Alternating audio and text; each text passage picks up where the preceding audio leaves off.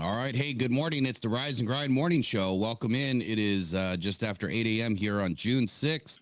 We're going to be talking about the Detroit Lions' second day of OTAs. We're going to recap it a little bit. I'm joined this morning by the Chef Talks Lions. Good morning. How you doing today? Good morning. I'm doing well. How are you? I'm doing good, man, or good evening, I should say, over there in Australia. So It's we've almost had bedtime. Yeah, we've had an eventful week, man. So just a little bit ago, before I get too far, I released a video on an injury that happened yesterday in practice. Um, Khil Dorsey carted off the field yesterday in what is suspected as a lower leg injury. I have not seen any additional information pop up yet to see if he's gone through MRIs or anything to verify exactly what's going on. But this one hurts. This one kind of stings because he's had an excellent offseason. 2 days in a row, pick sixes, OTAs all over the field. He's had an additional opportunity this offseason. Terrion Arnold's been held out at times. Carlton Davis has been held out at times. Obviously, Brian Branch and Kirby Joseph being held out at times, whether they're rehabbing injuries, doing stuff off the field. And he's made, a complete resurrection of his career this season. As short as this offseason has already been, he's really played well. So this one stings. Anything you want to add about Khil Dorsey? Um, yeah, it stings. It sucks. It's like he got an opportunity and then he gets injured. So, but it's a testament to Brad and Dan and their talent evaluation. They'll take a player who seems to be like, okay, he's just a special teamer or whatever, and they just develop these guys. And so watch out for Kendall Vildor. Hot Oh, take. I'm good on Kindle. I love Kindle. I know Yeah. he had a crappy season last year, but when you kind of Mhm. look at the overall on Kindle, he played better in more moments than he played bad. And I think that the highlight for him last year clearly was the Ayuk, mishandle on what should have been a swat, and it was an attempted interception that went the other way. So Mhm. I'm good on that. And we see this every year. It's not if, but when players get injured. And That's we true. do have a very, very, very deep cornerback room, deep DB room overall. So somebody will step up. It's next man up. And I don't want to just gloss over Dorsey like that because he is somebody that I wanted back on this team this offseason. He was pegged to come back in my preseason work. And now we don't know what's left hanging in the balance for him. But hopefully, speedy recovery for Khil Dorsey. Um, Yep. Anything else you want to add to that? It's just Rick in the chat says he has Vildor PTSD. Look, Vildor helped us get to where we were. Very true. Vildor was a guy that was thrown in. He wasn't supposed to be a starter, and we just didn't have the depth. They tried out Khalil Dorsey.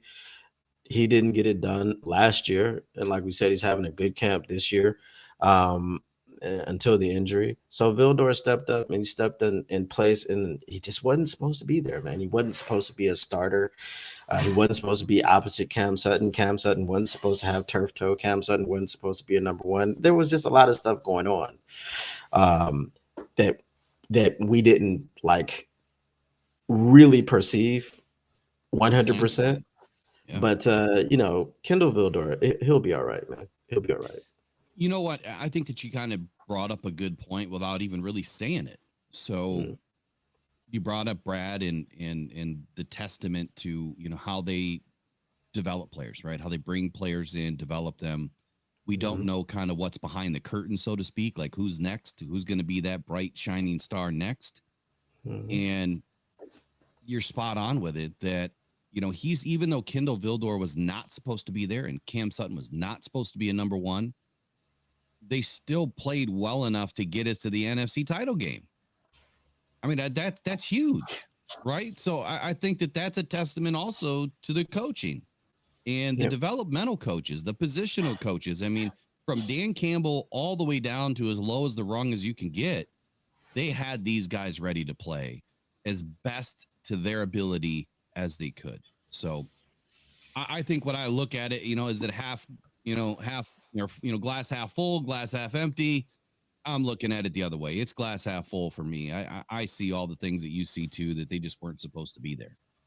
Good morning in the chat. We got Tracy, Rick, the ones, Decker Becker's in the house, Elizabeth LaValle, Rick's in the house. So good morning, everybody. We got a light crew this morning so far, but I'm sure it'll pick up here in a little bit. Kick us off today. So, Chef, you're going to have the floor. You're going to be rolling with it this morning. You've got some topics to discuss. We're going to wrap on OTAs yesterday, and then I've got a few points to make on. We'll be talking about Jameson Williams this morning, Jared Goff's scouting report, Antoine Green, Boom Boom Bates might even make the conversation this morning, Manu, and Hendon Hooker, and then we've also got a little wrap here by Chef on what's going on here in OTA. So take it away. All right, so we have our report from Tim Twentyman. So I'm just going to go over some of the things that he was talking about. Now, the first thing he was talking about was Levi Onwuzurike. He said that he has finally passed the back injury that limited him his first 2 seasons. He's gained 15 pounds this offseason and has expanded his duties to play a little bit on the edge at the big end as well as inside. He made a really nice play Wednesday in the backfield that blew up a drill when he got to the quarterback, Hendon Hooker, for a sack. Right? So this is a guy that, he's had that big back injury and a lot of people have written him off. So it doesn't look like he is going to be written off. But Will, the question that I have for you is, how big of an impact do you look for Levi to have this season if he continues at this pace? It's a loaded question, Tracy. I see your comment. I just turned it up a little bit. Hopefully, we got to readjust from one program to the other, so hopefully it smooths out. We just got one little hiccup left on the desktop before we can get rid of this streaming service. So to answer your question, how much, or what's in line here for Levi Onwuzurike should he continue on the trend? It's a loaded question, because we haven't seen a ton out of him yet throughout his career. He got off to a hot start as a rookie and then injured. Bang, done. Hasn't really done anything since. I will say this. I view him as having a very good complementary rotational role. Obviously, he's not going to be a starter. He's not going to beat out Aleem McNeil. He's not going to beat out DJ Reader. But if he is in a complementary role with DJ Reader, meaning maybe he's sharing in 30% of the snaps, I think that would be a great goal to start this year. If we can at least get him to a third of the snaps, or close to it, I think that would be great. I think it's needed for him. I think that, this is a very pivotal year for him in contracts, for next season. If there should be an opportunity for him to come back, he's going to need to play well. At the end of the day, I just don't want to see him be a liability. He has to trust in his own process. He has to trust his body all over again. And it sounds like it's working. I know all too well about the back injuries. And when he made the statement, like, my lower body and my upper body are finally working together again, I get it. When your back is banged up, especially in the lower lumbar where he is, your top end and your bottom end feel completely separated. So there's a lot of work left for him. I think sky's the limit if he is healthy, because we just haven't seen anything yet. But I think good rotational role would be a great start for him this year. Does that answer the question? That answers the question. I, too, know a little bit about lower back injuries. Doing something very stupid in the weight room when I was in my early 20s has caused me some issues later on in life. It never goes away, does it? I mean, you injure your back and it never goes away. It does not at all. So it can just pop up on you at the worst possible times, the times that you're not even doing anything really involving your back. You know what I mean? It just pops out of there, and you're just like, I don't really understand what happened, but So let me speak on something real quick. I didn't mean to interrupt you there, but no, go ahead. I've had instances where I've just bent over to tie my shoes, and you can't get back up. Like, you're stuck, and you have to crawl on the floor, and you're all spasmed out. Like, it's that bad. So I can't even imagine what he would be going through on the field with all of that pain the last couple of seasons and how difficult it really was. And I think a lot of fans don't give him enough credit for battling and fighting, through it and putting himself in a position where, I mean, any wrong injury, any wrong hit, any wrong move, and he could have been severely impacted the rest of his life. I mean, he's always going to have something going on there, but he could have been severely impacted. So for him to gut it out, that's a testament to his will and what he wants to do with his career. And shout out to Rick. He said, coaches don't typically speak negative of a player publicly. Not saying that that's the case, but I'll believe it when I see it with Levi. Back issues are no joke. Yeah, I think that that's the case, right? I mean, this is the league of what have you done for me lately? And we haven't seen a whole lot lately. So I'm looking forward to Levi really jumping out of the room this year and having a successful season. And it doesn't have to be, crazy successful. A third of the snaps, just not being a liability, solid in the run game. He doesn't have to get a ton of sacks or anything. Just a complementary rotational role, someone that's dependable, that can play an entire season. I'll kick it back to you. Yeah, and having complementary depth, which is really actually complementary, will also keep our starters fresh, right? So we don't really have to run them into the ground. And we saw Ali McNeil get injured and miss 4 games last season. So as much as we can keep them healthy and keep them fresh, it's going to be a lot better for us. I mean, we were already top 2 stopping the run last season. So if we can come back and be that and then have the depth behind, I think we're going to be number 1 stopping the run. And of course, DJ Reader will help that as well. One shout out here. I'll probably interrupt you a little bit today when I get people in the chat. So Chip Bradshaw, new name in this morning. Welcome into the show. Says quality health, depth, rotation keeps guys fresh late into the season. So he agrees with you, Chef. Same point. So, all right, what's up next? Exactly.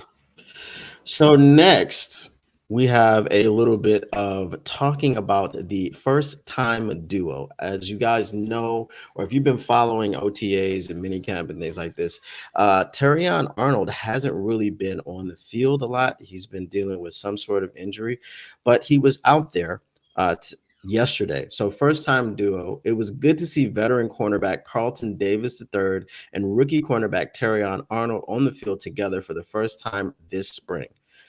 That's right. It's been the first time, right? They have not been on the field together before.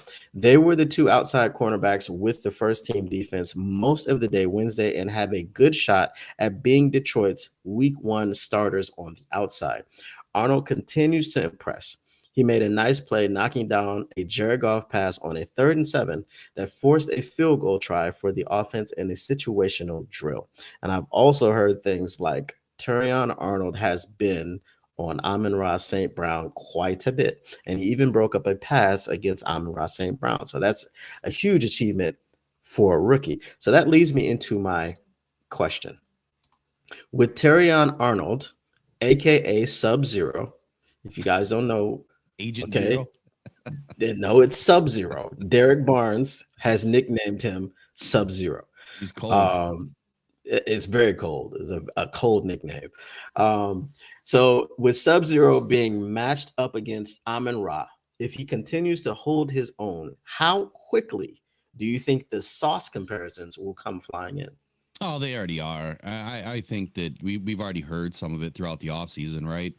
They're comparing Terrion Arnold to Sauce Gardner's first season as a rookie. And look, I think that it's a multi-folded complex situation for Terrion Arnold walking into the Detroit Lions cornerback room where we have a veteran that is supposed to be really good on the outside, Carlton Davis. So we don't need Terrion Arnold to be that number 1 guy.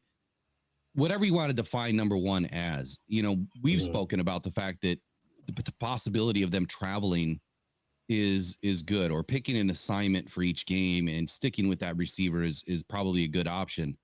But at the same time, with Carlton Davis primarily sticking to the left side of the field where he likes to be, that may not happen. So all of these Sauce Gardner comparisons, I'm not going to put any weight into it because we just don't know who Terrion Arnold is going to match up against this season. First of all. Second of all, Sauce didn't get thrown at.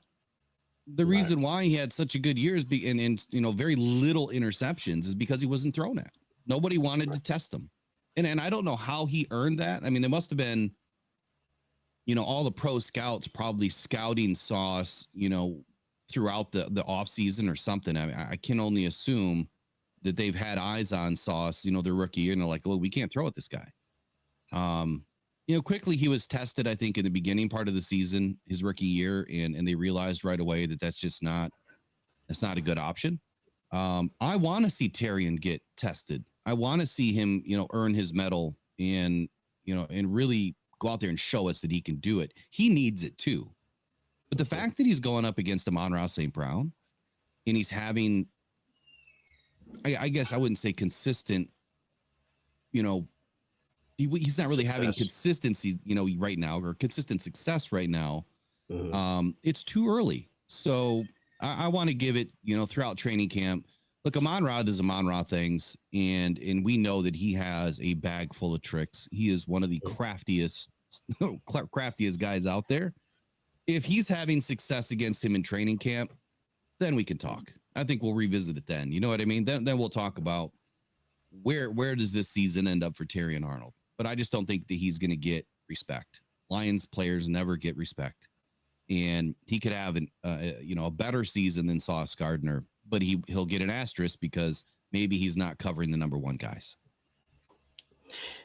That's possible, but I think he will have an opportunity to prove it, because just like at Alabama.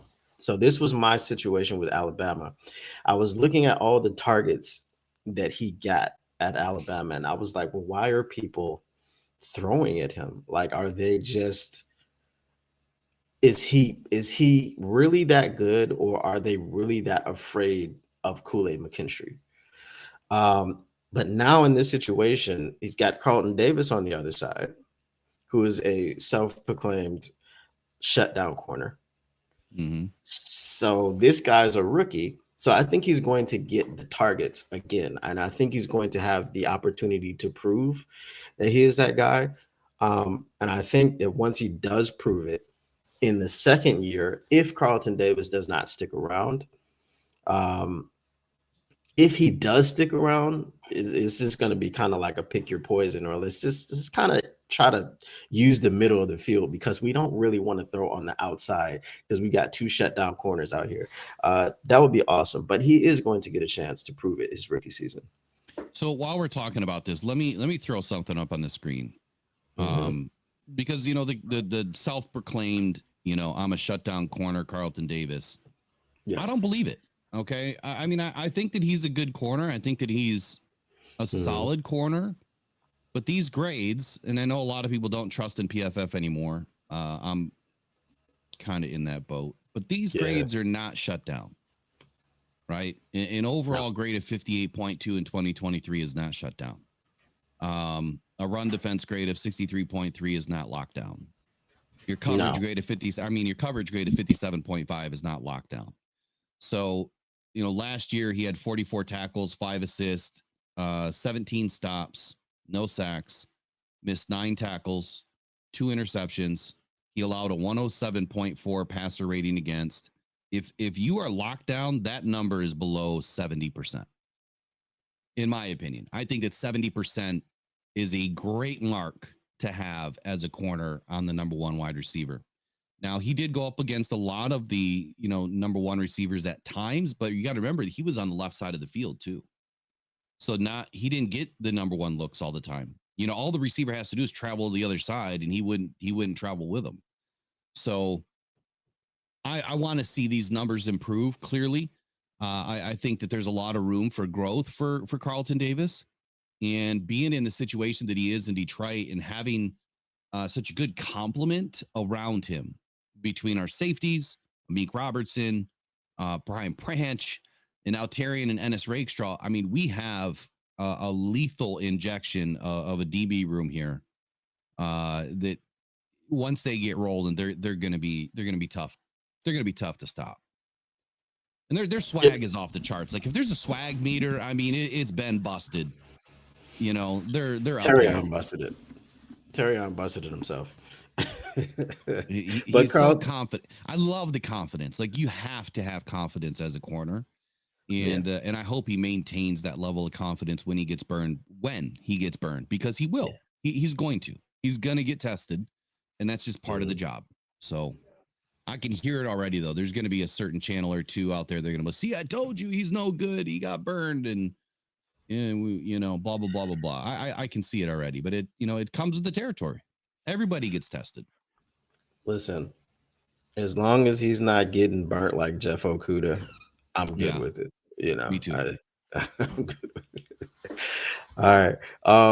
So the next topic that we have is one that's near and dear to your heart. J-Mo is out here making plays.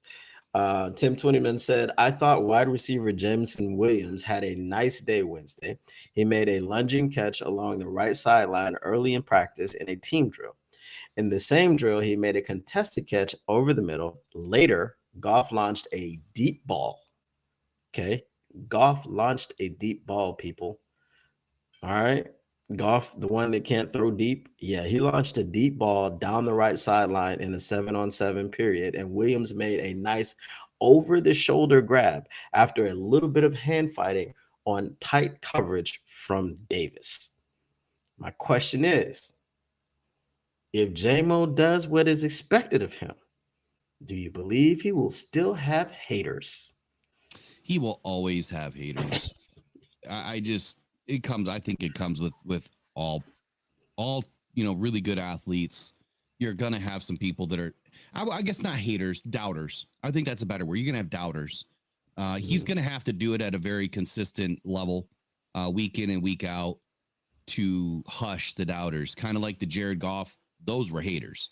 Yeah. The Jared Goff haters and doubters, they're kind of quiet now. Because some of us that have seen what Jared Goff could do and will do and would become, he has. And I hate to say that we were right about Jared, but I'm glad that we were right about Jared. It's a great position to be in, but for Jameson Williams, number one, JMO, unblock me, dude. Like, come on. Like, speaking about what I spoke about yesterday about Terry and Arnold, when we were watching that video last night, I know I'm not your best friend or whatever, JMO, but listen, man, people that are critical are just trying to help you. That's all. Right. Just trying to show you what we saw. And that's all the videos were. We're just trying to be a little bit critical of what was going on and kind of pointing out some things that maybe, shouldn't have happened that way. And now look where you are. Now you've taken all this criticism and coaching from your coaches, and you've developed into an amazing athlete, and you're becoming more consistent, but it has to continue. So you mentioned some good things. Here's some bad things out of practice yesterday. Jameson Williams, there were some drops again that stood out. The Lions ran a drill where a bevy of assistants throw objects at the wide receivers at the catch point, towels, gloves, whatever. And in order to really distract them from trying to make the catch, right, and securing the catch, Williams had 2 reps in a row where the ball bounced off his hands. And then later in drills, a Goff fastball, Goff can throw a fastball, by the way, ricocheted off of Williams' shoulder pads a good 5 yards on a comeback route. But he did offset that. Now, JMO did offset some of these issues with that excellent sliding catch in the hurry-up drill where he got both hands under the ball just above the grass. So, he got tested yesterday, and he had some issues with drops, which have been a consistent issue for him throughout his career as a Lion. And those I think are the biggest things that he has to fix. I don't know if he needs glasses. I said this last year, or contacts. It almost seems like his depth perception is off. If you go back and watch the plays where he dropped balls or missed balls, long balls from Goff, he's turning this way, he's turning that way, then turning this way again. It's like he's losing the ball in the lights. So I don't know if he needs a visor or if he needs contacts or something, but it seems to me like his depth perception is off. And this wouldn't be the first time I've heard this from a wide receiver in the NFL. So it's a common issue. A lot of them do wear contacts or have a prescription type visor or something. So, look, sky's the limit for JMO. This is the year of no excuses, like we say for AG. Same for JMO. This is the third season. It's, or get off the pot. We need that second wide receiver to really stand out, and that has to be Jamo. We need that threat on the field. The next guy behind him, or two or three, I'll talk about here in a moment, Antoine Green, and where maybe he ends up this year. But floor is yours. Yeah, I mean, I think with JMO, what's happening is, first of all, I'll try to use my contacts on the inside. You know, I've got a Lions beat reporter on my side, so I'll try to get him to see if he can get JMO to unblock you at training camp. Uh, that'll be my first order of business. Also, I think what's happening with JMO is that he is getting or he's developing a short memory. We could see like last year, the drops that he had were affecting him. They just kind of got into his mind and they kind of like strung them together. And I think that now with him having the ability to have the confidence of his coach, to have the confidence of his quarterback, it's like, okay, next play, I dropped this one, but next play. So those are things that he's going to have to work on, especially, just his focus at the catch point. But another thing that you touched on about the depth perception is something that I said before about, when we look at stats and we look at numbers, yes, they are very important, but there's always something else outside of those that tell more of the story. If you look at another guy who shares a name, and then sometimes it's difficult to say them back to back, right? Jameson Williams and Jameis Winston, right? Very, very similar names. If you look at Jameis Winston's 30 for 30 season, right? 30 touchdowns and 30 interceptions. What did he do in that offseason? He went and got LASIK eye surgery. So you throw 30 interceptions, something wrong with your eyes. You're not seeing the defense properly. And he went and got the surgery. But he didn't play much the next year. And we'll see. He'll probably have a very large opportunity to play in Cleveland because, Deshaun, he's a train wreck. But so he probably won't throw 30 interceptions this year. He'll probably be able to see the defense better. So things like that are just, outside of the realm of stats. But I think JMO will be fine as long as he keeps the confidence of the players around him and the coaches. And I think he's ingratiated himself with this team, with the coaching staff enough to where, that will not be a consistent problem this year.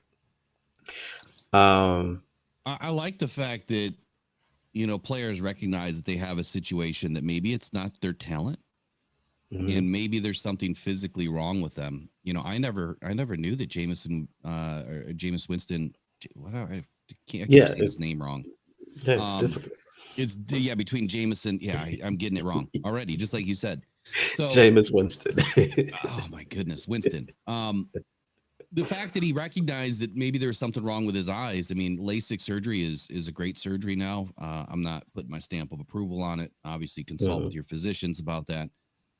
But I've heard good results from it. And my father had LASIK surgery 20 plus years ago in Canada when it was like just coming out. And I mean, it was a very scary surgery. I mean, they're popping your eyeball out and they're shaving stuff off. And I mean, who would want to do that? Right. I mean, I'm very funny about my eyes, but the fact that it really helped somebody that had a lot of issues with his eyes, and the fact that it's helped a quarterback. I mean, I don't know if he played much better after that, but he recognized it, and I'm throwing this out there for JMO, like, dude, just get your eyes checked. I assume that the Lions make these guys go through this type of stuff anyway, but get your eyes checked, just make sure that you're good to go. And I'm not trying to be funny. I'm being serious. Like it really looked like he was losing the ball to depth perception. It wasn't so much him not always being in the right spot and being a freelancer, which is, we had a scout on, this past spring, I believe, just before the draft, who heavily scouted JMO and said that he was a freelancer, and that was part of his problem because the quarterback couldn't trust that he was going to be in the right spot. This wasn't a Bryce Young to JMO connection where Bryce is just, hey, go get it. You know, this is a timing route. This is a timing system. This Ben Johnson system is heavily predicated on timing. So if he's not, if Goff is not able to get to his third and fourth progression consistently because that player's not in the right spot, that's why JMO doesn't get targeted or why he wasn't. This year, different story. JMO's the number two until he's not. And he's going to have to continue to earn it every week because I feel like there's a couple of guys behind him that want that job. And they're going to do what they have to do to try to get it. Are they going to have a real opportunity? I don't know. I tend to believe what Dan Campbell and Brad Holmes tell us, that everybody has an opportunity to earn that spot, that every spot's up for grabs. I want to believe in that. But I think that JMO's going to get, be the lead horse here, if you will, at the number 2 spot. So that's my 2 cents on JMO. And one last thing about what you were talking about with him freelancing, and that was one of the things that he said, and this is good for people to understand about coming from the college game, and people saying, well, it's football is football. Well, the game is played differently. It's not the same. So at Alabama, he was able to line up wherever he wanted and run a 4-2 down the field and catch the football and burn everybody. But it was, just like he said, learning where you have to line up. You have to be in the same place all the time. If you look at Kyle Shanahan's offense, right? And this is the best, was heralded as the best example of it. But I think Ben Johnson's offense is going to take over very soon here. They will run 50 different plays out of the same formation, right? So you have to know where you're supposed to be lined up in the same spot 50 times, right? So that's a big thing that he had to realize. And I think that, he has realized because he talked about it and talked about his maturity and all those things. So hopefully the sky's the limit for JMO, and he will cash in on that potential. I hope so. Speaking of JMO, though, we'll just roll into Antoine Green here for just a moment. So he had something to say about Antoine Green. And I know that there's some people out there that don't believe in a 7th round product. I do. I really believe in Antoine Green's ability. And it starts even last season where, Antoine Randall L kept saying that Antoine Green has it. Like, if he goes out and actually plays like he knows how to play and plays with speed and intent, Antoine could be that underdog that we're looking for. Good size, 6'2", 200 pounds, 205, somewhere in that range. Runs a 4.47, but he runs faster than that. He really does on the field. His playing speed is a little bit different from his 40 speed. He's got the ability to really stretch the field.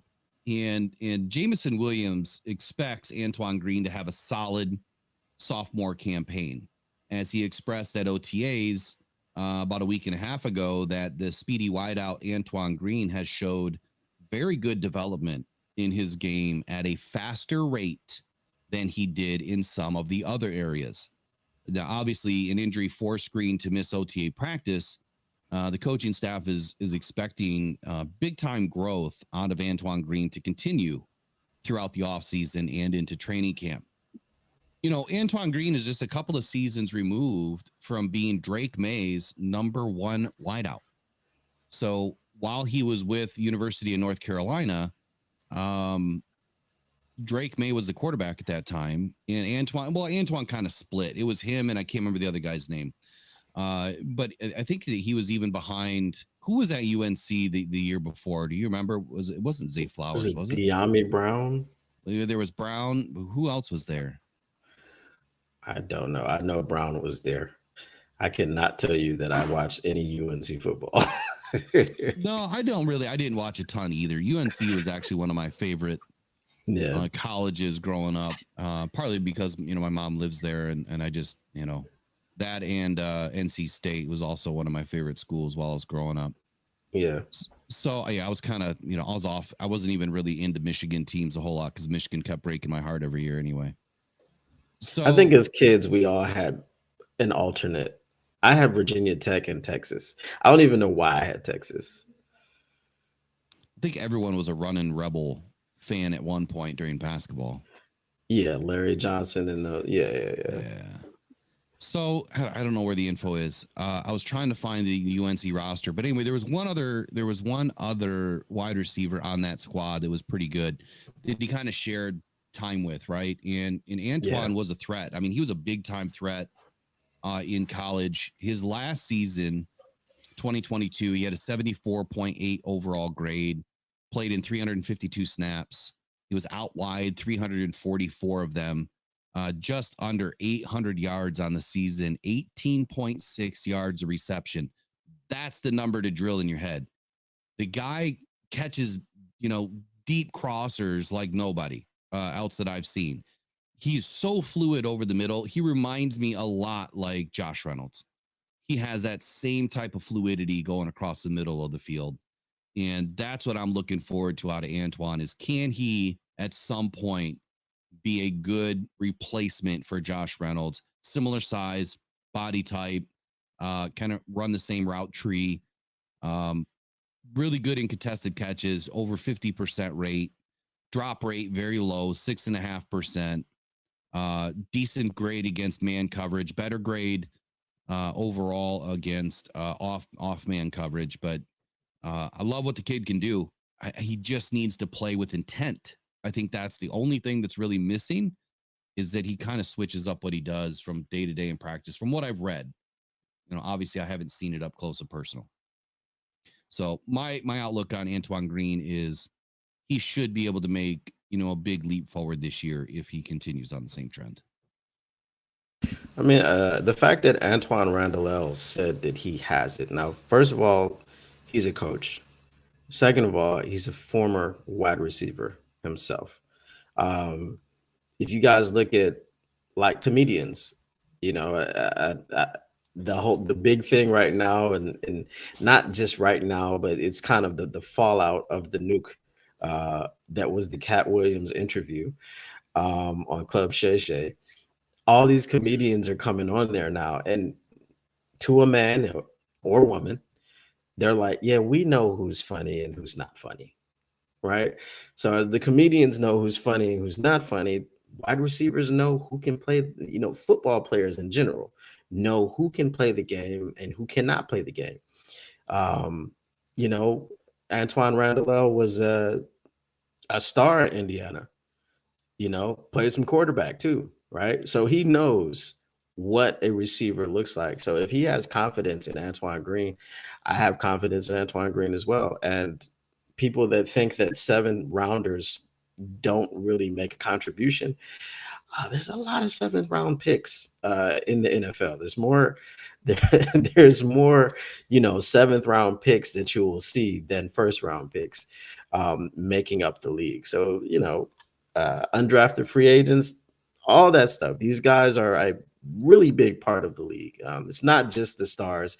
You need other people. So I think Antoine Green will be fine. There's a name that there's a couple of names that should, I guess, be discussed, right? Julian Edelman, 7th round pick, multiple Super Bowl winner, New England Patriots. Marquez Colston, Saints, wide receiver. Ryan Fitzpatrick, quarterback for the Rams. Who else? Donald Driver, Green Bay Packers. Donald Driver was a force as a wide receiver. We hated him. Yep. Jamal Anderson, running back, Atlanta Falcons. Remember Jamal? I actually met Jamal. Shannon Sharp, one of the best tight ends to ever do it. Speaking of Club Shay Shay. There you go. How about this one? Bo Jackson, 7th round pick. Stop it. Bo Jackson. Stop it. 7th round pick. My second favorite running back in the history of running backs. Oh, he was electric, man. Love that guy. Yeah. How about Harold Carmichael? Harold Carmichael. I don't know much about him. Philadelphia Eagles tight end. Yeah. Well, he was kind of wide receiver, right? He was a tight end. But maybe he played both. Yeah, I think he was a tight end. Who else is a 7th round pick? Joe Schmidt, linebacker, Detroit Lions. There you go. Joe Schmidt. Joe Schmidt is the man. So just a few names, right? I mean, just a few names that have done it, but there's many more. There's many more. Shit. And if you want to go up one round, just one round, Tom Brady. Tom Brady. Yeah. 6th round. Yeah. No one ever thought in their wildest dreams seeing that skinny tall kid coming out of Michigan that he was ever going to turn into anything. And I mean, money helps, right? It helped create his body, the right, eating the right foods and putting his mind in the game every single day and being a student of the game every single day will get you further in the NFL than any physical ability. Remember, it's all mental now. I spoke to this the other day. At least that's my opinion, is that this game is now more mental for these guys than it is physical. I said it yesterday. Everyone is elite physically at this level, some more than others, but they're all elite. You could take the worst NFL players' shape and compare them to probably any one of us. And I mean, we would look terrible compared to these guys. Shoot, you could even compare, Broderick Martin, the guy that's totally reshaping his life and his body. I would still look terrible compared to him because the dude's a massive human, right? He's still in great shape. But anyway, not to get off on a tangent. So what's up next? Well, what is up next is, speaking of quarterbacks, there was a better day for Hendon Hooker. So Tim 20man says, after an up and down first minicamp practice on Tuesday, I thought Hooker had a much more consistent day Wednesday. There was a stretch early in practice where he connected on back-to-back touchdown throws to tight end James Mitchell and wide receiver Maurice Alexander. Then he launched a deep ball down the middle to wide receiver Caden Davis, who made a great diving catch. He also made a terrific 16-yard touchdown throw in a tight window to wide receiver Khalif Raymond in the back of the end zone in a situational period. It was a good day for Hooker overall Wednesday. And keep an eye on Davis come training camp. He's made some nice plays over the last couple of days. So I think we might have found our Drummond. What was his name from Eastern? Dylan Drummond? Was it Dylan? Drummond. Yeah, Dylan Drummond. Yeah. So we may have found our next Dylan Drummond. Who's the Dylan Drummond comparison? I missed it. Caden Davis. Yeah. I don't know much about him. I'm more excited about Isaiah Williams. Yeah. So my question though for that is, how excited are you to have potentially solved the backup QB conundrum? Jury's still out on Hooker. He needs a really good. Yeah, he needs a really good summer. He's. I'll put it to you this way. He is where I expected him to be right now. From an outside looking in, not dealing with the guy every day, not watching him in practice every day, not watching him in the weight room or the film room or, the classroom. I got a very small view of who Hendon Hooker is right now. And I'll tell you, in my opinion, he is where he should be. He's going to struggle. He's going to face a lot of adversity right now. He's just now playing football for the first time in a little over 18 months. And he's really playing football right now, right? He's not just dressing up, going to practices the last 6 weeks of the season. He's in it. He's in the rooms. He's on the practice field. He's got to dress up every day and play the part. And he's got ebbs and flows, just like everybody else. And right now, I think his flow is a little bit more downstream. He's not swimming upstream just yet. I think he's kind of caught in the tide where he's getting picked off. He's struggling a little bit. And then he'll have a couple of throws that look really good. And then he'll have a few throws that just make you shake your head like, what in the world? And that's what we're reading, that he is so off target at times. It's unfathomable that, here, I'll just read this. Last week's OTA session. This was, I don't know who wrote this, but they said it was my first extended look at Hooker at the helm of the Lions offense.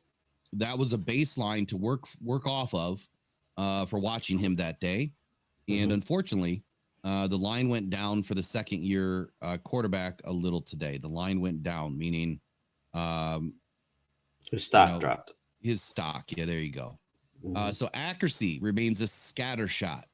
For every needle that he threaded, Hooker definitely had some great throws, He has had some passes that are simply just off target, way off target.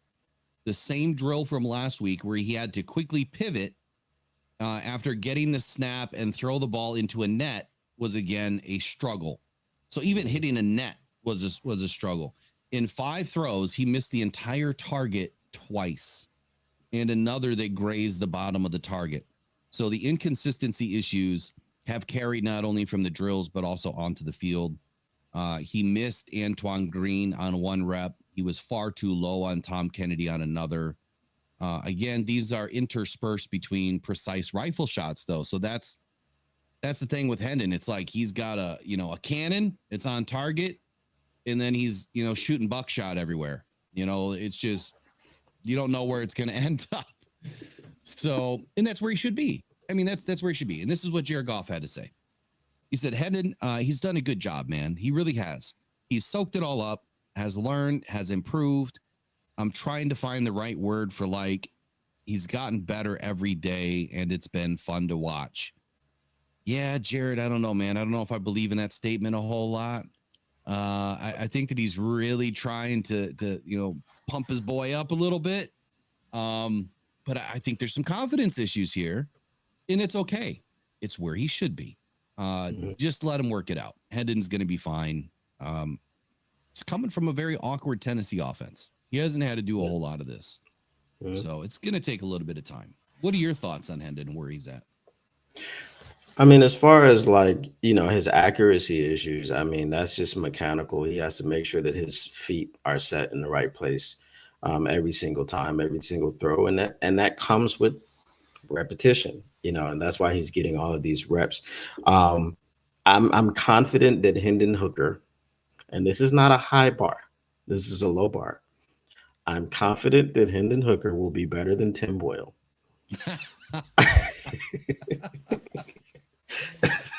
Oh, poor Tim. And David Blau, hopefully. David too, Blau. right? David Blau. Chase Daniels. Nate Sudfeld. I put Sudfeld in that same group. They, they're all in the same tree together, in my opinion. Yeah. Hendon's got to be the guy. He has to. We need a good quality backup.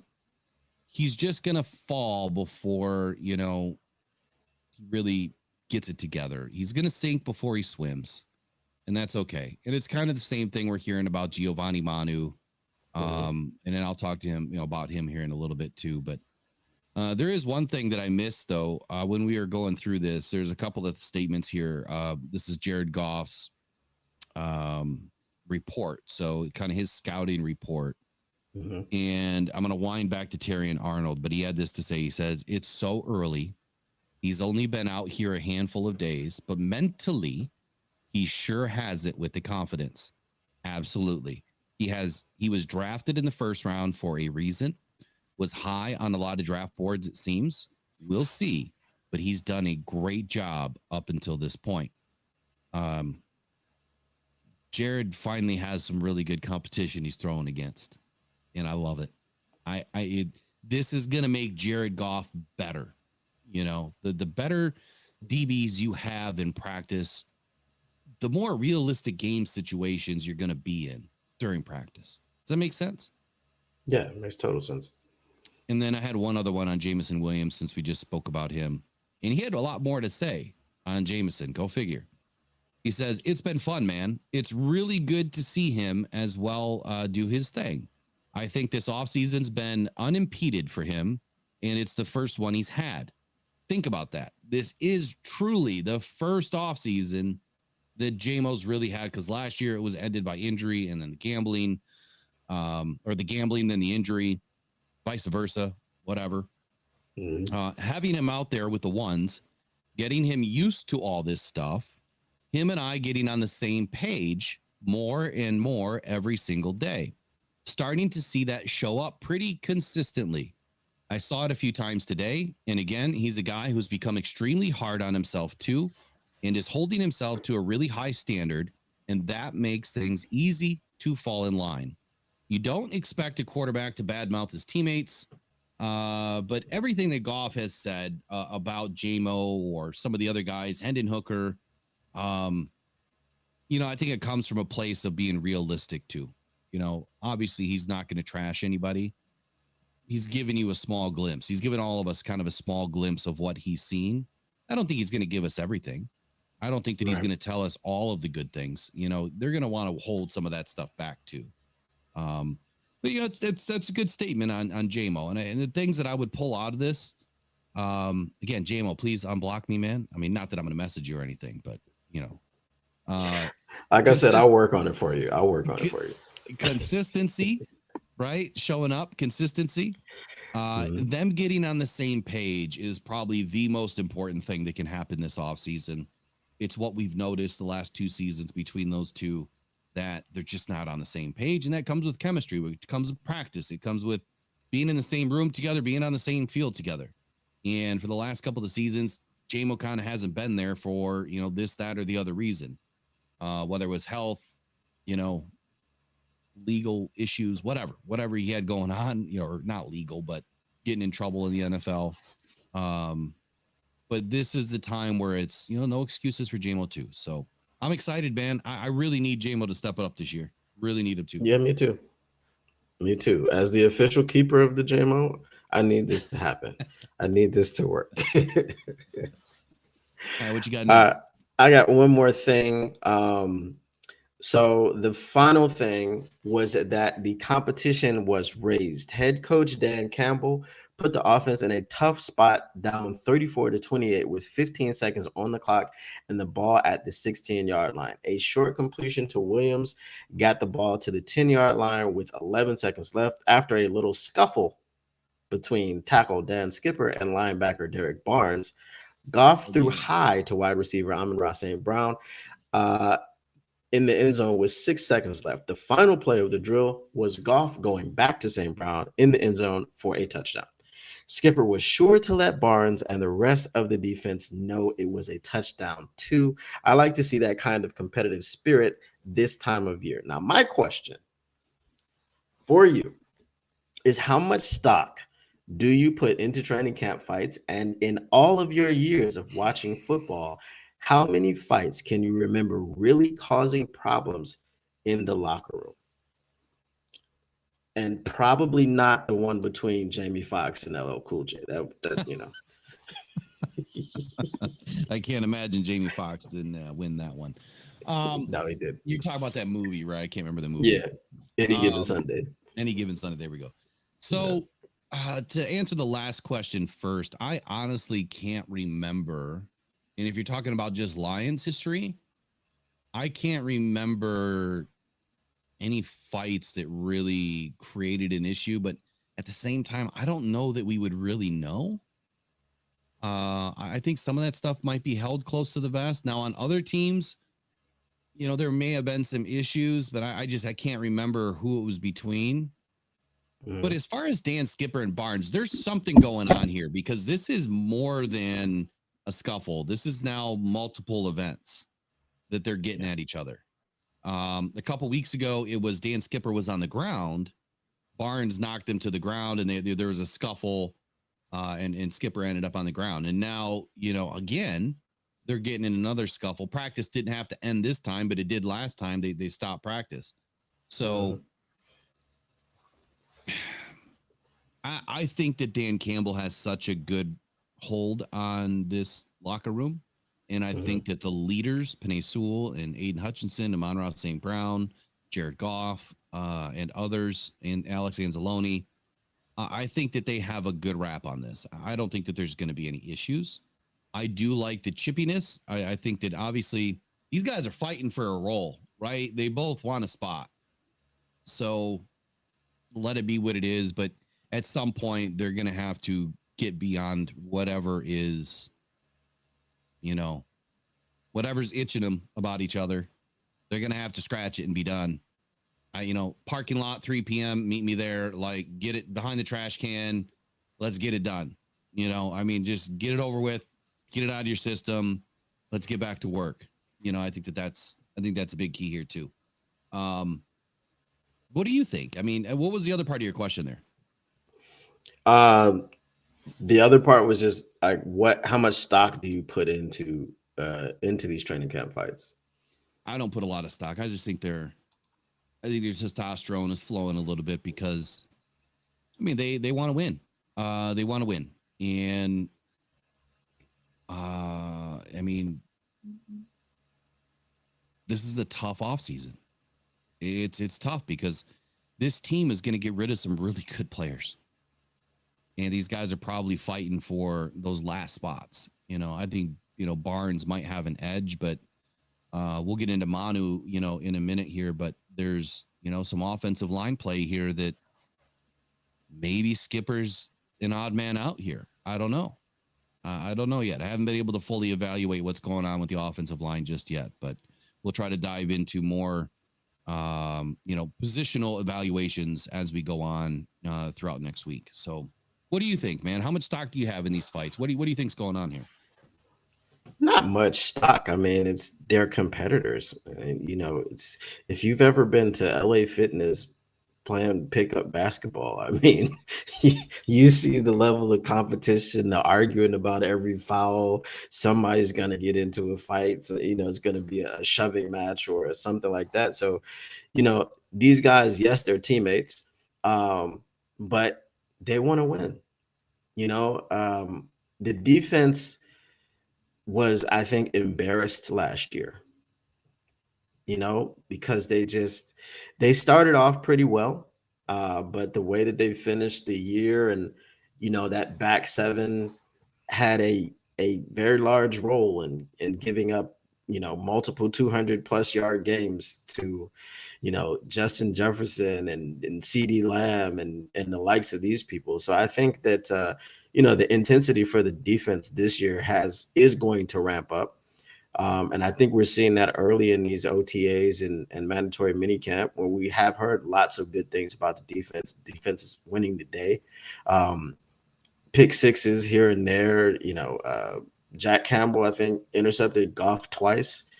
So I just think it's an all-encompassing type of new attitude for the defense. We talk about Terrell Williams getting there. Broderick Martin is talking about him bringing that dog mentality to the defensive line. So I just think that it's all encompassing, and I think a little bit of that has spilled over. So I don't think there's too much to look into it. So Rick has a great statement for these guys. He says, some good boxing clubs in Detroit, make a donation, go borrow the ring for 30 minutes, problem solved. Love it. So here's how much stock I have in these fights. It's about the same level of stock that I have in the Jake Paul and Mike Tyson fight. What a black eye on boxing. I am a big fan of boxing, big fan of MMA, UFC. Yeah, and I've always wanted to do. So before you continue with that, I'm going to ask you a question about boxing. Okay. I think I know the answer. Is Deontay Wilder finished? He should have been finished after he lost the third time to Fury. Yeah, to Fury. Did you see the knockout? He's got to be. Look, he had a great, powerful punch, right? Mm-hmm. No jaw. Yeah, no jaw. He never got hit, never got tested, and then Fury tested him. The cranium shot there behind the ear. I mean, that equilibrium shot, as they like to call it, that's a game changer for any boxer that utilizes it successfully. Not a whole lot of guys really try to use it because it's not part of the normal punch pattern. But if you can land it, man, it takes just about anybody down. Mastoid, you hit the mastoid, man, and good night. So the same level of stock I put in that fight, I put in these fights. I think I don't think this is a giant black eye on the football club, but I do believe that, this Tyson and Jake Paul fight, man, if Tyson doesn't totally ruin this kid, I would be really upset. But the guy's darn near 60 years old. It's been postponed, though. No. It has. Since when? A few days ago, Tyson had like an ulcer flare up or something, so he wasn't going to be able to train fully. So, I was telling my wife when we were talking about this fight, I'm like, Jake Paul is going to have a mysterious ACL injury while training, you know, because I don't care who you think you are. I don't care. Mike Tyson would have to be 97 for me to step into the ring with him. 57, and he's looking the way he's looking. Mm-mm. I don't know that the fight will happen. I wouldn't be surprised if it doesn't. I hope it does. But as you said, if Tyson doesn't completely just spray him all over the ring, there's some money changing hands. So I guess, yeah, there was this ulcer thing that, man, like he must be taking too many NSAIDs, I guess, is what they're saying. And it leads to a bacterial infection and causes an ulcer flare up. But look, I want to see the fight. I was tempted to even, go down there and watch it live, but it was like a few $1,000s for a ticket. And I'm like, yeah, I'm just not that excited about it. I want to see it. I want to see Jake Paul get ruined. He lost to Tommy Fury, didn't he? Yeah, he absolutely did. He thinks he won, but he absolutely lost that fight. Okay. All right. So not to get off too much football, did you have anything else that you wanted to talk about? That was it from Tim Twentyman. So good recap on Tim Twentyman there, DetroitLions.com. I'm sure you guys all know about good old Tim. I watched Tim ever since he first started with the Lions and what he's been able to grow into with the Lions, man. It's been fun to watch. He does an excellent job. He does a really, really good, thorough job. Podcast, I always feel like it's too short. I always feel like every episode that he does, just too short. I like to see, maybe it's just because I'm so long-winded, we have long conversations, but I want to see more, man. I haven't watched a whole lot lately, but I want to see more out of Tim podcast. He probably just doesn't have the time. Did you see the breakdown he did when he had Shep on there, and they were talking about basically the process of how they select guys, how they go through the draft process, and how Brad empowers everyone? Did you see that one? No, but I mean, I did. It was a good one. I have known for a while now, though, that Brad Holmes has this view that everybody's input is very valuable. Yeah. And it doesn't matter where the information is coming from. The more information you get, the better, right? You can't have enough information on players. So the more information they get from these guys, the easier it is for Brad Holmes to kind of whittle it down. He obviously has his own mind made up on these guys, but there might be something that he hears from somebody like, wait, I didn't know that, or I didn't see that, or I didn't pick up on that. And that could totally change a player becoming a Detroit Lion and the difference of not being selected and getting taken off a board. So Giovani Manu has been a hot topic ever since that he was drafted this year. And I've been very high on him. We had Paul Onwuzurike on, who helped recruit Giovani Manu to the UBC University. And he had a lot of great things to say about Manu. The one thing that I've taken away from this experience and learning about some Canadian football players and the translation or transition to the NFL is that it's not easy. It's, even from college to the NFL is not easy. And the comparison that Paul Onwuzurike kind of gave me and then the rest of us, I don't know if he said this publicly or not, but you kind of look at UBC as a Division II. They're like the Western Michigan team. You got the Big Ten, right? Division I, and then you've got Western Michigan, kind of in the MAC there. That's how he would compare these players. There's actually, there's quite a few Division II players in the league. I think it makes up about, I think the number was 7% or 13% of the league overall. And, there's some starters that come out of Division II every single season. So Giovani Manu is struggling a little bit. Dan Campbell came to the podium the other day and said that, he's kind of swimming right now. He's treading. It's expected for him to get worse before it gets better. They've kind of broken it all down to the beginning, even with technique. This is how you line up. This is where your back, is. This is where your butt sits. So bringing it all back to the beginning is probably a good thing for Giovani Manu. But during team drills, when he was in action, the this individual that wrote this article, who was it? Jeff Risdon. I don't read a lot from Jeff Risdon, but this is what he had to say about Manu. He said his focus shifted squarely on Giovani Manu. The team's fourth-round rookie offensive lineman is a definite curiosity as a developmental project. Well, let's be clear here. Dan Campbell, Brad Holmes, everybody has said that Manu is a developmental project. I fully expect him to make the roster. A day after his head coach indicated he was swimming in minicamp, Manu was definitely flailing in some very deep water, playing left tackle with the third-team offense. Manu really struggled. He lost in a variety of assignments and to a cadre of different depth defenders. I don't know about the word choices here, but when Campbell talked about building up Manu's technique and football knowledge from scratch, he wasn't kidding. Even on a play-by-play basis, Manu's hands and feet were incredibly inconsistent.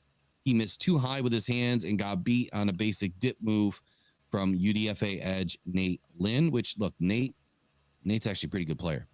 His feet got too close together as he tried to ride UDFA edge Isaac Uku. I thought it was Isaac Uku around the outside and gave up the inside tack to the quarterback. He was late to get his hands out in a run blocking assignment on a play that went the other direction, barely touching the backside linebacker.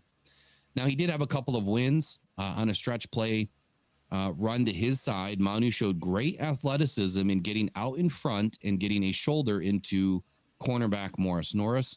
Manu has showed some recovery athleticism in getting a solid shove on a defender after initially getting beaten to his inside shoulder. So it's kind of a mixed bag right now on Giovani Manu. He's got a lot to learn, and it will come. You cannot shy away from a guy with this type of size. His athletic ability and agility are out of control. I mean, the guy runs. He shouldn't be running as well as as he does at that size. He shouldn't be as agile as he is at that size. So it's something that you have to take a flyer on. You have to.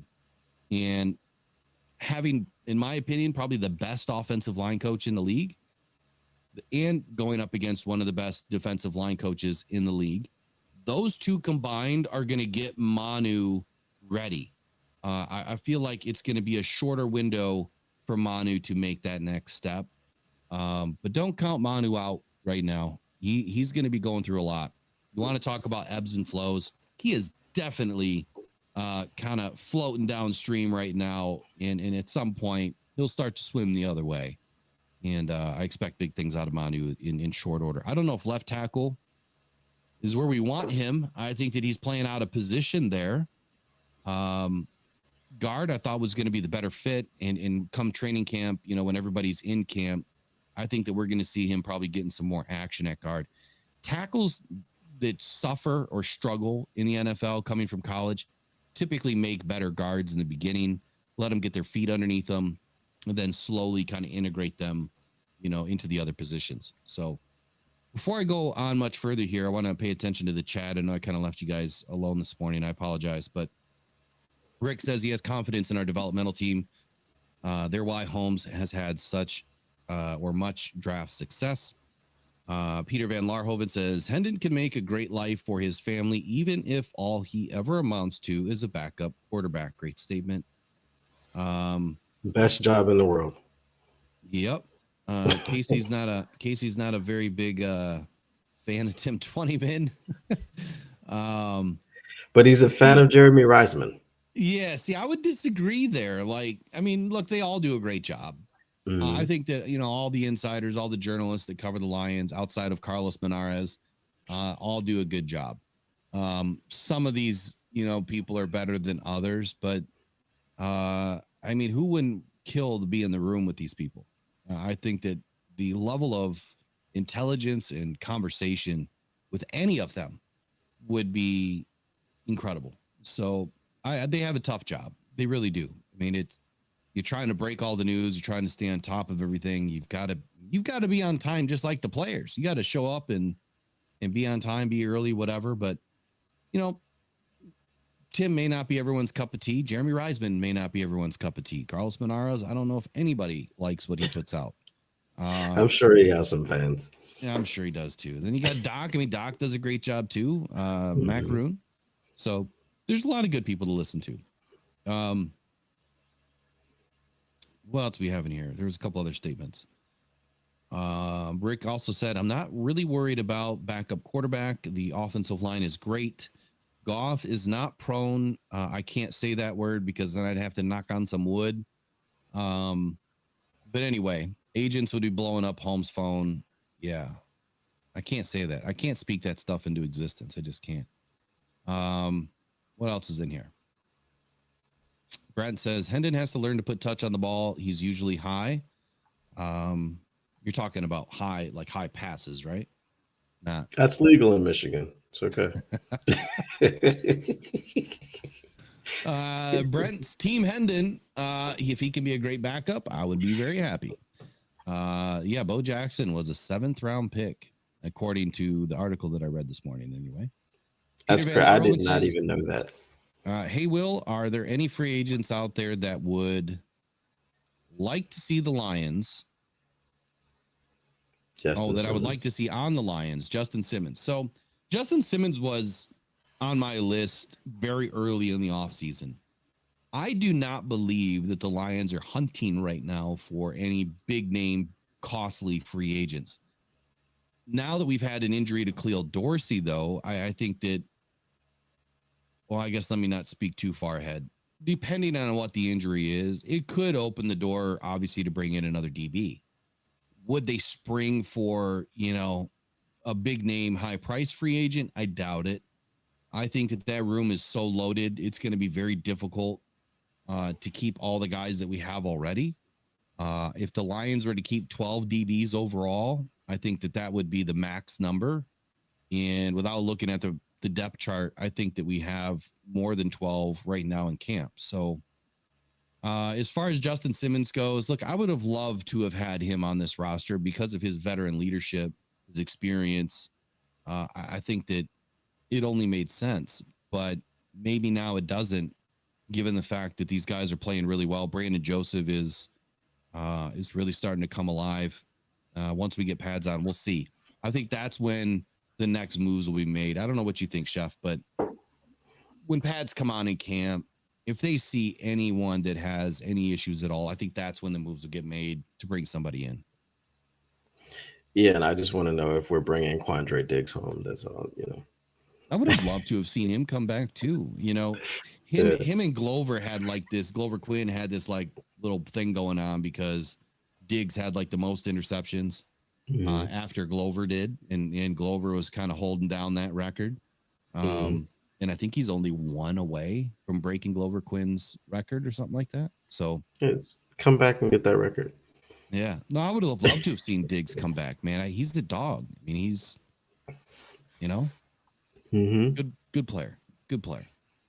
What do we got? What do we got else going on here? No free agents for me right now. Boom Boom Bates. Look, a lot of people are impressed by Jake Bates. I am too. I think that there was some bad press on him for missing a field goal. Like, who are we to say he misses one field goal and like he's not a good kicker? I don't know who could say that. We have Michael Badgley. Badgley misses kicks. Everybody misses kicks. I would much rather, and so Chef and I were talking about this before we jumped on. If you needed a 70-yard field goal, would you rather have an opportunity or no opportunity? If you got 3 seconds left in the game and you're at the 50-yard line and you need a shot, would you rather have Badgley in there and not have a chance at all? Or would you rather have Bates in there that's probably going to go 100% indoors under 55 yards? I guarantee you he would be 100%. Outdoors, he may miss a couple. Every kicker does. So I would rather err on the side of having an opportunity than not having an opportunity. At the end of the day, I think that we need some camp competition. And that's what Bates would be coming in for, is let's see if he can do it, in a professional setting in the NFL with NFL level talent around him. how can he do? Just because he's kicking, long balls doesn't mean that he can make it in the NFL either. I just think that it would be a bad mistake to not bring him in, at least for an option. That's what true. do you think? Well, for you call him Boom Boom Bates, I call him Jake Bates Motel because his leg is psycho. That's why I call him Jake Bates Motel. Now, you mentioned kicking it from the 50-yard line. 3 seconds left in the game. What are we doing on offense? We're throwing a pass called a Hail Mary. And those are not typically successful. So if you've got a guy that can kick it 70 yards, and that's going to get you 3 points, and that's what you need to win the game, I'd be comfortable with a person that we've seen him kick 70 yards. Like, we've seen him make it outside in practice. So I'm very comfortable with that.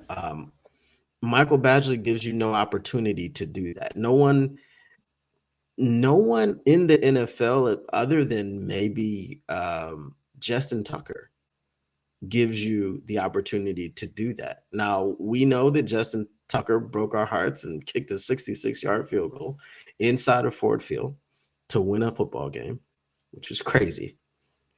But that 66-yarder was, I don't know if it was good from 70. So it was close. Yeah. I don't know, but I'm taking Jake Bates. I'm putting him on the team. Camp competition. He hasn't kicked in front of NFL crowds, and he's kicked in NFL stadiums. He kicks in Ford Field, but obviously the UFL is not getting the type of crowds that he's going to kick in, and the pressure is going to be a larger amount of pressure.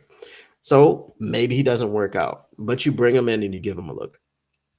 Yeah. So I've never been on the train that, when you started kicking these, long balls and having immediate success, that, we got to have them. It's got to be now.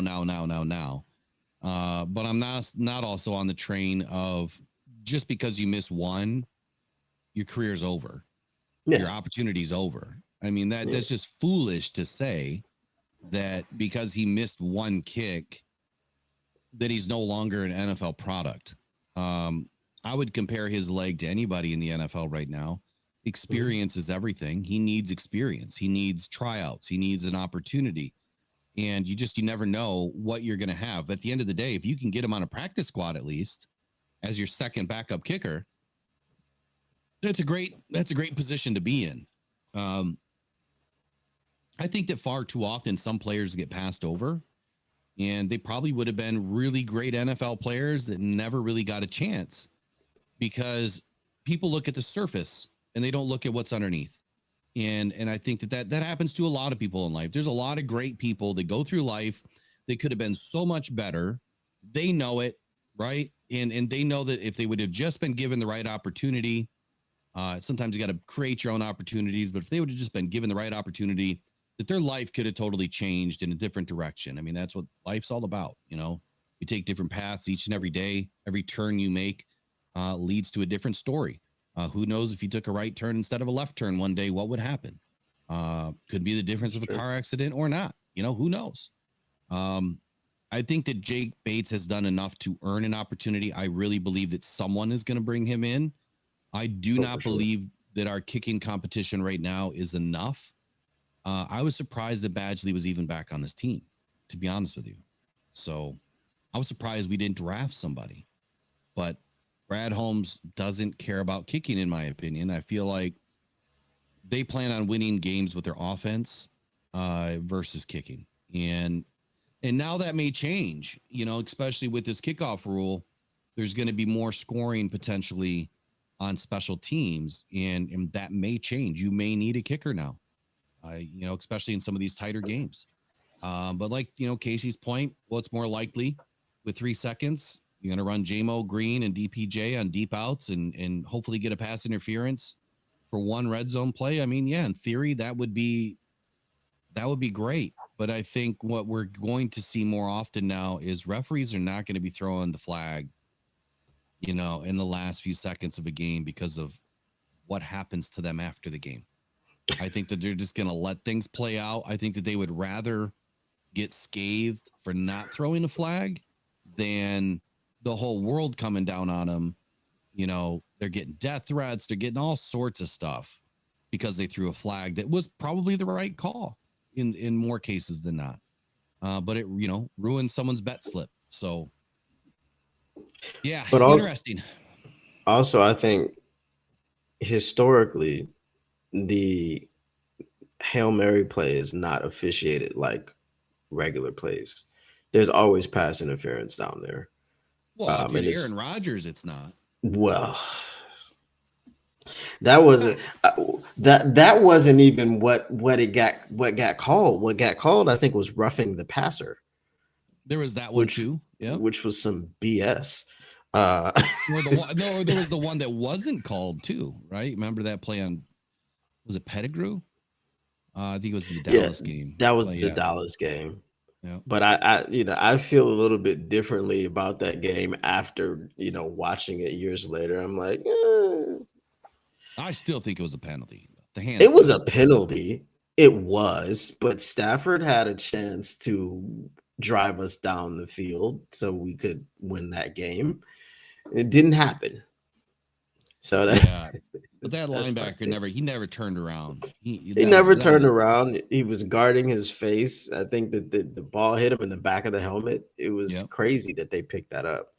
But that's the Lions and that's the Cowboys, and we saw what happened this year. I mean, it's I don't want to be a conspiracy theorist, but that was just it happens. If it happens once, okay. If it happens twice, maybe it's a coincidence. If it continues to happen, there's got to be something examined there.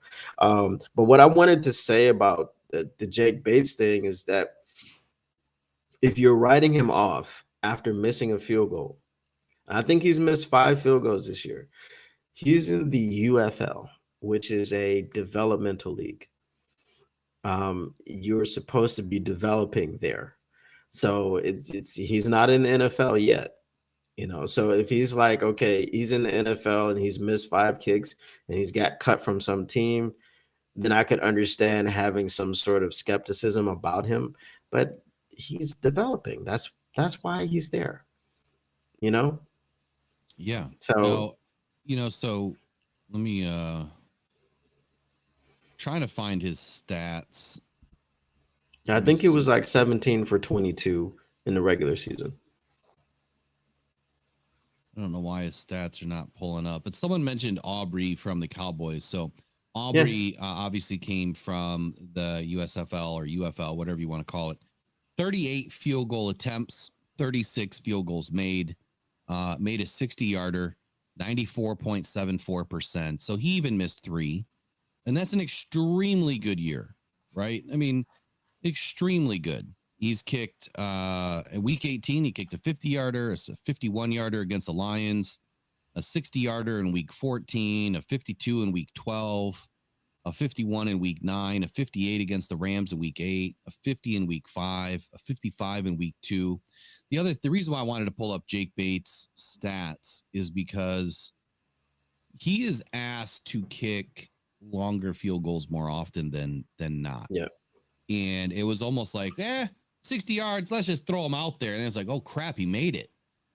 Like they didn't expect him to make. They were just throwing him out there. They didn't care. But maybe then again, they've seen what he can do. So 40 to 49, 100%. 30 to 39, he missed 1. 20 to 29, 100%. Never attempted a field goal under 20 yards. 50 plus, he was 6 for 10 with a 64-yard long bomb. Scored 51 points this season. Only attempted 22 field goals, missed 5. So 17 of 22, 77.3%. But look, he's attempted 10. So half of his attempts were over 50 yards. Mm-hmm. And I can't say that, without analyzing. Well, let's look at Aubrey real quick. Let me just analyze his.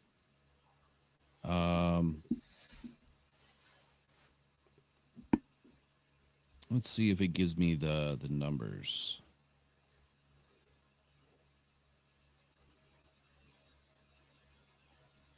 One second here. I'm trying to find. Here we go. So last season, he had 1 attempt over 60, and he had 9 attempts over 50, and he was 100% in all of them. He was 100% in 40 to 49. And no, I'm sorry. Let me back that up. He was 100% over 60, 100% over 50, 100% over 49 or over 40. He was 11 of 13 between 30 and 39. So he missed some of the shorter ones. But when you look at his attempts, so he was tasked with kicking 10 kicks over 50 on 38 attempts. So almost double the amount of attempts of Jake Bates, where Jake Bates had the same amount of attempts over 50 yards. So he's tasked with kicking longer balls. You know, that's the only reason why he has a few more misses, because they're longer balls. And I think he only missed kicks outside. You know, so you got wind and all the other elements that come into play there. Missing 1 field goal is not a big deal. Missing 5 field goals, when you look at his stats and really what he had to go up against, I don't see it as a big deal. I think that once he, you know, gets an opportunity at an NFL level, the coaching changes, right? The opportunities change. You got better offensive linemen. You know, there's everything levels up for the kid. I think that you give him 1 season and he could be a starter on any team. But we'll see. You know, And we only play 3 outdoor games this season, so it's another good point. And you know, even those outdoor games are still all in really good weather. So, all right. except Hey, for great that show. Chicago game. Great show. Yeah. Great show this morning. I'll be back at it tomorrow. So we've got tomorrow Rise and Grind morning show at 8 a.m. And then obviously we've got Off the Cuff. I'll get the new schedule. I forgot to post the new schedule. So I'll get the new schedule out today. It'll start for next week. And then we'll roll through that through when training camp starts. And then when training camp starts, I'll probably roll into a different schedule. And then hopefully we get the All Grit podcast rolling as soon as next week.